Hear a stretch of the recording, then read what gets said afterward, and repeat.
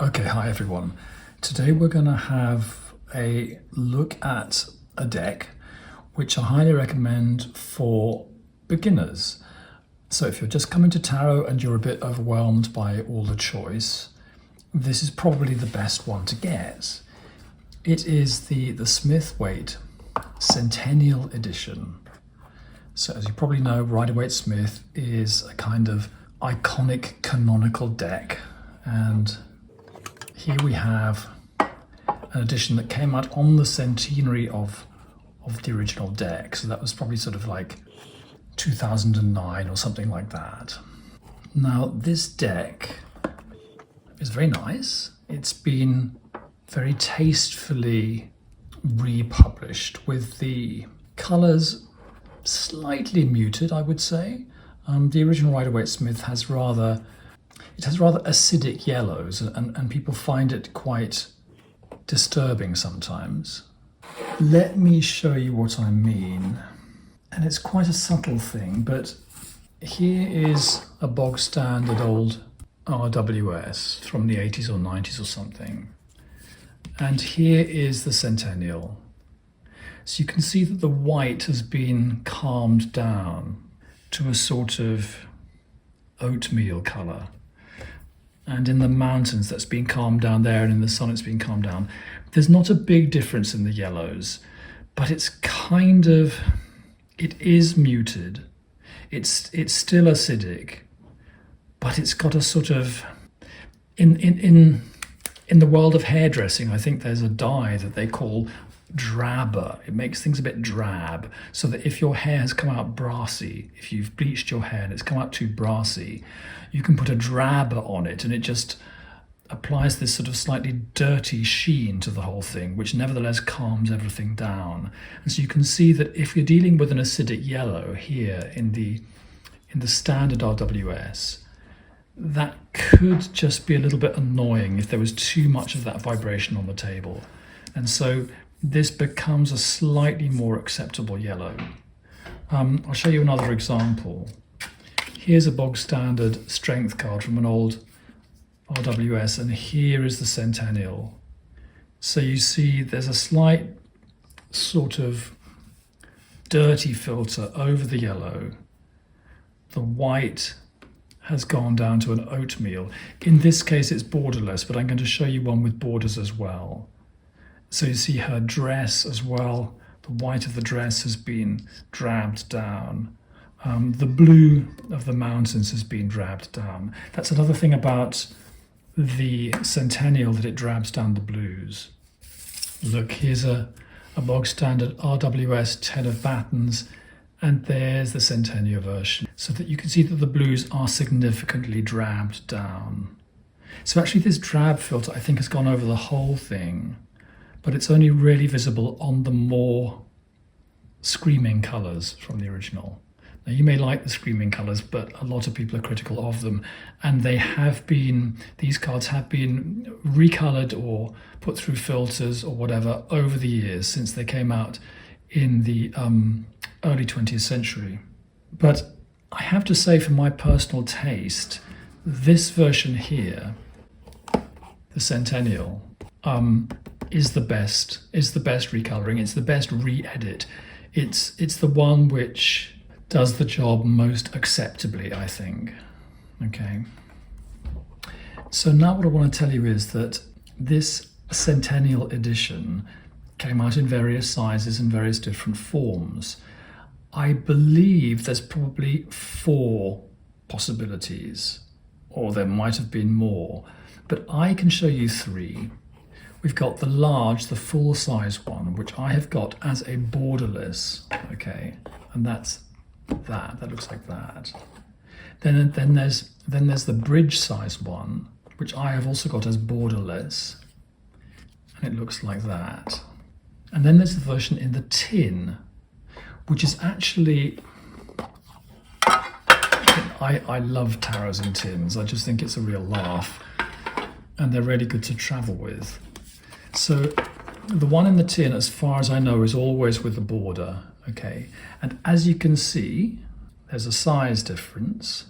We have the large, this is full tarot size here.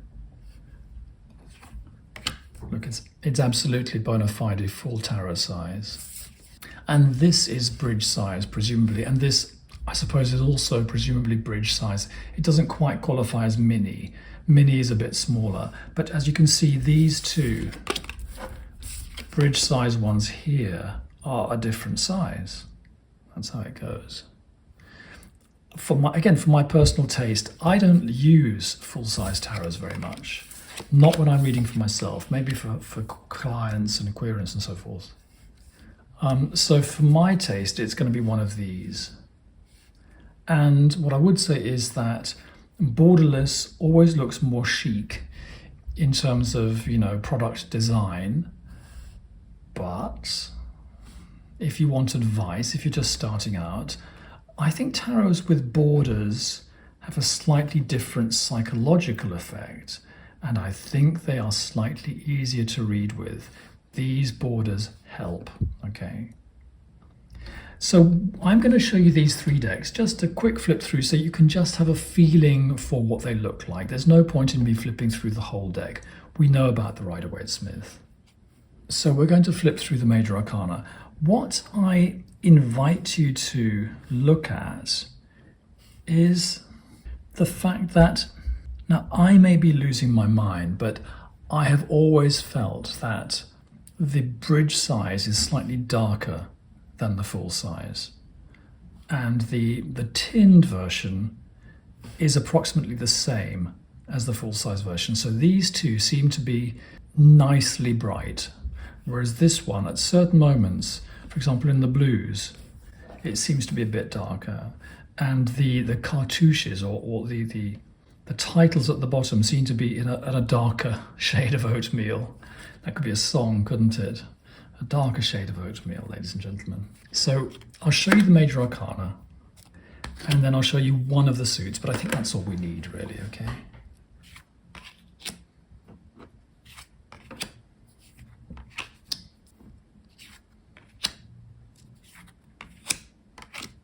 So I'm seeing this one in the middle, certainly darker. And do you see what I mean about the borders? It's a bit peppier with a white border, isn't it? Or an off-white border. I like this version very much because I like the size of it. For me, it's the ultimate size. But if you're reading in the evening, by evening light, you might find it a bit dark. But then again, this bit here doesn't look dark. I think it's maybe one of the inks came out a bit darker. Maybe it's the blues.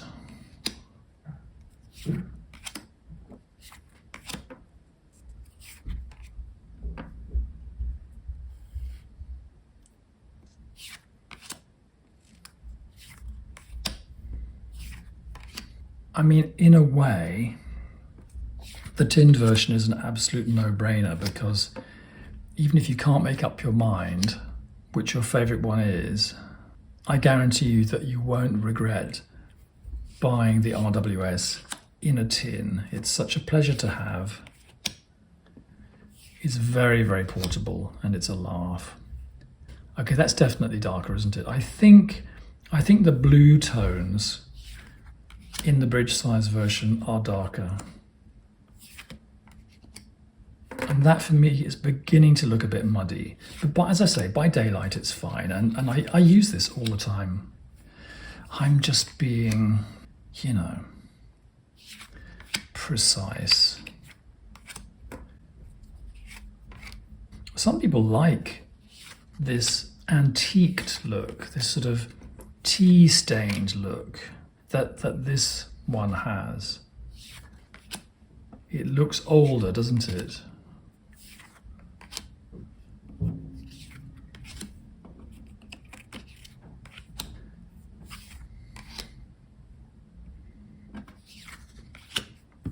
I'll tell you something else when we get to the end of the majors. I mean, I'll tell you now and I'll demonstrate a bit later, which is that this is a deck with extremely nice cardstock, okay? This is, again, partly why I recommend it so highly and partly why I think You sort of can't go wrong with this deck. The cardstock it feels slightly waxy, and I don't know how they've done that. It doesn't feel plasticky. It's got quite a good thickness, and it just feels like a sensual pleasure. But, ladies and gentlemen, the tinned version feels more ordinary. That just feels like an ordinary card. It's fine, there's nothing wrong with it. But these two, the two borderless, the untinned versions, feel very, very nice and waxy. So that's another consideration. I'm fairly sure you can still get this one as an untinned version with a border. If you go to US Game Systems, you'll find it in a trice.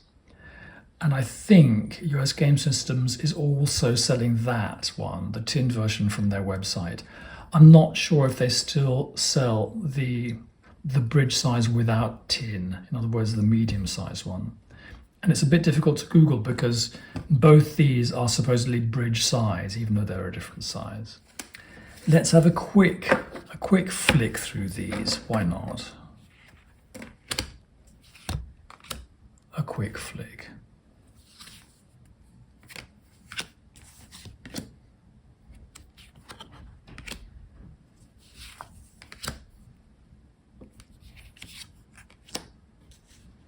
It's odd, isn't it? Because with the yellows, this one doesn't look dark. But with the blues, it does.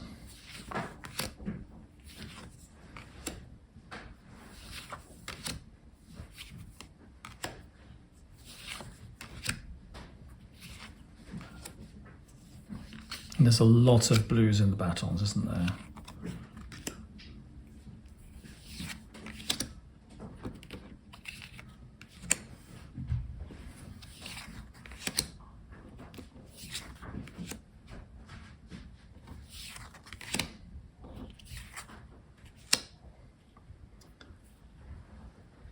But I think these court cards in the batons look very good in this edition.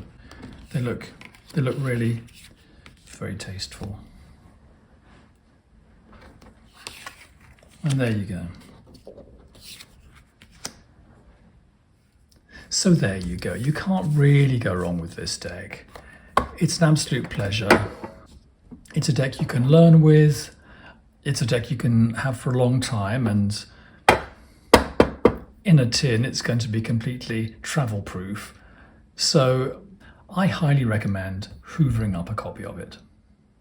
You have been watching The Hands of Robert Farrar. This is Tea and Tara, and I'll be back next week with more of this stuff. Bye.